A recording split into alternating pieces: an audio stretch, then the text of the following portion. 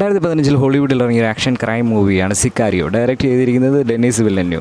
സിനിമയുടെ പ്ലോട്ട് എന്ന് പറയുന്നത് തുടക്കത്തിൽ തന്നെ കാണിക്കുന്നത് ഒരു ഗ്രൂപ്പ് ഓഫ് പട്ടാളക്കാർ ചേർന്ന് ഒരു സ്ഥലം റെയ്ഡ് ചെയ്യുകയാണ്. ആ റെയ്ഡ് ചെയ്ത സ്ഥലത്ത് നിന്നും അവർക്ക് കുറേ കാര്യങ്ങൾ കിട്ടുകയാണ്. അവിടെ തന്നെ നമ്മുടെ മനസ്സ് മടുക്കും. കാരണം ഈ സിനിമ എന്താണെന്നുള്ളത് അവിടെ തന്നെ കാണിക്കുന്നുണ്ട്. കാരണം ഇച്ചിരി ഭീകരാന്തരീക്ഷമൊക്കെ നിറഞ്ഞൊരു സീനാണ് അവിടെ കാണിക്കുന്നത്. അതിനുശേഷം അവിടെ ഒരു എക്സ്പ്ലോഷൻ നടക്കുന്നു. അപ്പോൾ ഈ ദൗത്യത്തിന് നേതൃത്വം നൽകിയത് ഇത് നായികയാണ്. അപ്പം നായികയെ വേറൊരു ടീം റിക്രൂട്ട് ചെയ്യുകയാണ്.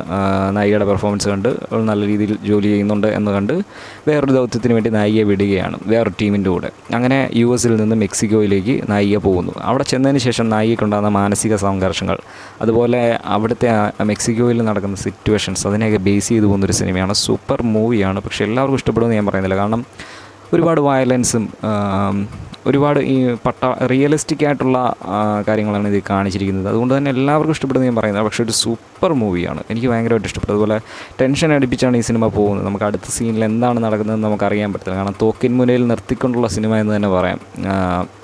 അങ്ങനത്തെ ഫീൽ തരുന്ന സിനിമയാണ്. ഇങ്ങനത്തെ പട്ടാള സിനിമകൾ അല്ലെങ്കിൽ ഇതുപോലുള്ള സിനിമകളൊക്കെ കാണാൻ ഇഷ്ടമുള്ളവർക്ക് കണ്ടു നോക്കാം. കണ്ടിരുന്നത് പറ്റി.